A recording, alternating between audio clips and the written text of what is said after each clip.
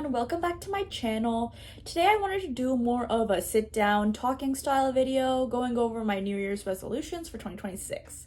2025 wasn't really the best year for me for a lot of reasons, which were both inside and outside of my control.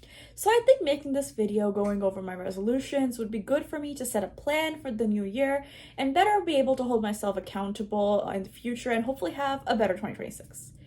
Hopefully this can inspire you to sit down and really think about what you want for 2026 as well. So let's get into it.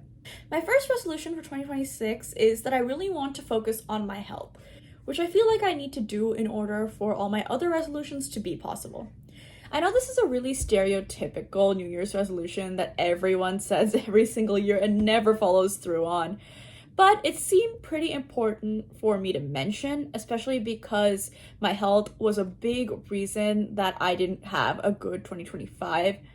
It wasn't anything serious or anything, but I did get sick a lot last year, especially during winter and spring quarter. And I do feel like that had a really big effect on my grades. The main reason for that was probably because it was my first year of college. My immune system was still like kind of adjusting to being around so many new people. And at a big university like UCLA, I'm sure that's like bound to happen. So many different people from everywhere in the world carrying all sorts of different bugs.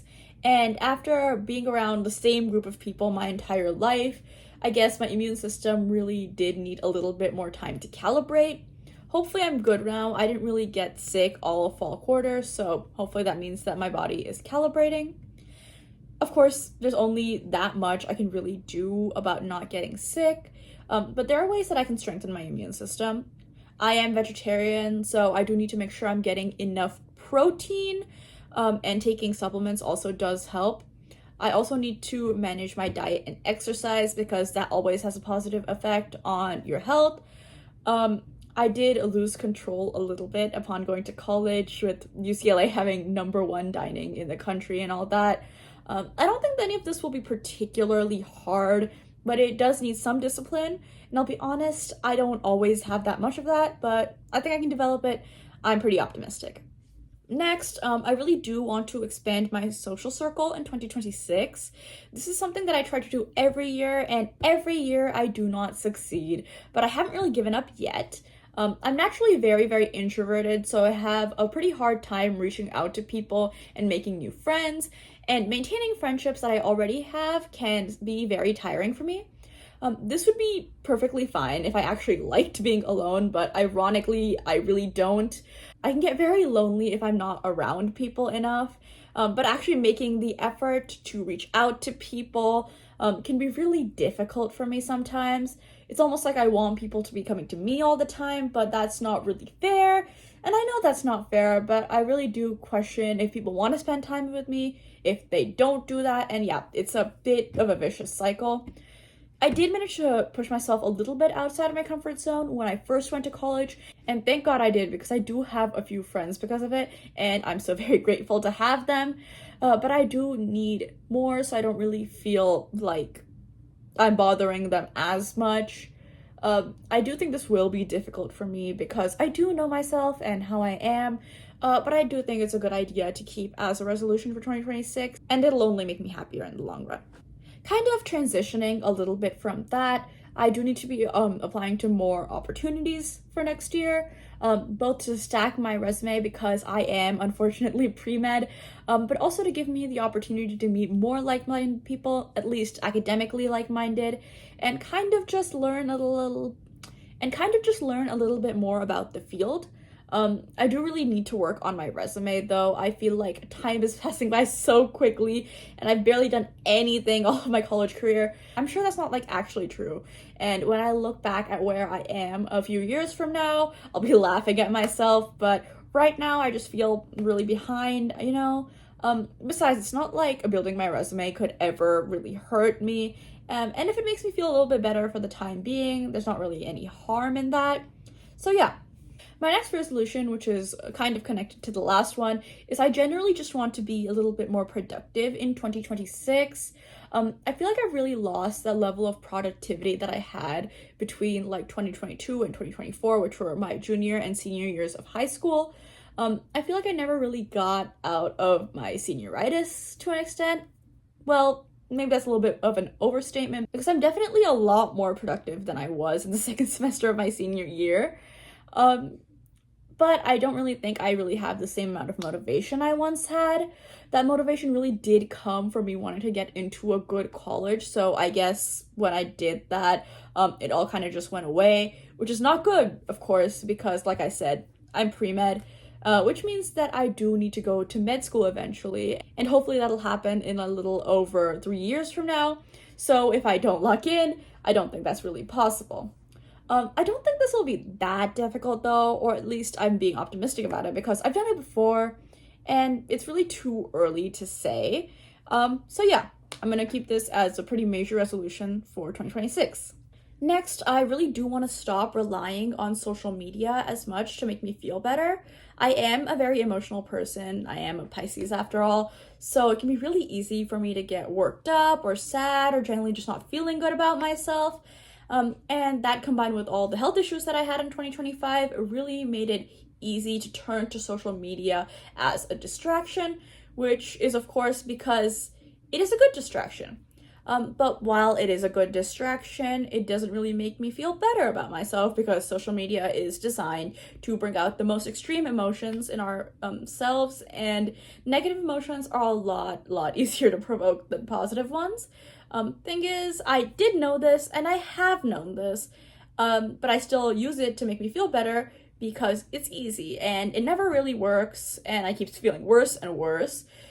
So this year I kind of want to make an active effort to change that. I do want to spend less time on social media and more time engaging in my hobbies, which I do have a lot of. I like to draw, I like to crochet, and I like making these videos for you guys. And all of these hobbies take up a lot of time and don't really have that instant gratification that social media can have, but they're also a lot healthier for me in the long run, so I think I'll be happier overall. I have bought a new sketchbook for myself to kind of motivate me to draw more than I used to. And like you guys see, I'm trying to get back more into crochet. That video will be coming out soon. You can see me making my Christmas presents for my family. So yeah, I think I have a pretty good start on that, and I do think that's a good resolution for 2026. A new hobby that I do kind of want to explore is reading. I used to be really into reading when I was younger until about 8th grade. When I stopped for whatever reason, I don't really even remember why I stopped. But I do want to bring that back into my life. This is partially inspired by some booktubers that I've been watching recently. My favorite recently has been Frankie's Shelf. If you guys haven't watched him, I really recommend that you do. He's really good at summarizing and reviewing books in a really funny way, communicating both the story of the book and also like the actual experience of the reader. You guys should definitely check him out if you haven't checked him out already. But what I'm trying to say by bringing him up is watching his videos really reminded me of how much I used to love reading and how much better I felt doing it instead of doom scrolling on Instagram Reels in my free time. So I'd like to start doing that again.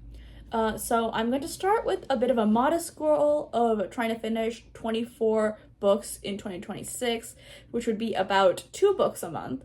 I feel like that's pretty reasonable to manage with school and all, and hey, if I really get into it, maybe I'll do some reviews for you guys as well. That might be fun, but at the very least, I do want to start reading at least a little bit in 2026. My next resolution for 2026 is that I want to take better advantage of living in LA. I feel like despite being here for almost a year and a half now, I've barely really explored anything. The most I've really done is gone to Santa Monica and to the mall, and really most of the time I'm just stuck on campus, which kind of sucks because LA really does have a lot to offer. There's always something to do, and as far as I know, I'm probably only going to be here for another 2.5 years. So I really do want to take advantage of that and spend more time exploring the city. This is actually probably going to be pretty difficult for me to follow through on because I'm an introvert, all my friends are introverts, and I don't really feel anything missing when I'm not leaving campus, which is probably why it's hard to convince me to go anywhere in the first place. Plus none of us have cars, so we have to rely on public transport, which, while it's pretty good in LA, just adds another obstacle to going places. but I do want to try to make the effort. I don't know where I'll go or what I'll see yet, but when I do, I'll be sure to bring you guys along. Finally, I do want to romanticize my life a little bit more in 2026. I feel like a lot of these resolutions do fit into this final one, but I do feel like it's important for me to mention it on its own because I do think it's the key for me to be happier this year. I have a lot going for me. I go to a really cool school, I have friends, I have access to incredible food at UCLA, and not to mention that I'm so grateful to even be in this position.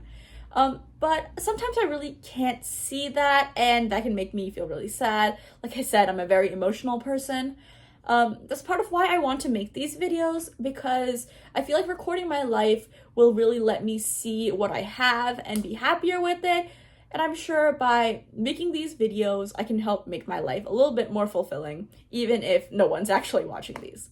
So thank you so much for watching these videos. If you're watching, please let me know if you like this sit down talking head style of video. I hope it wasn't too boring to hear me talk about myself for however long. And feel free to leave any video suggestions down in the comment section below.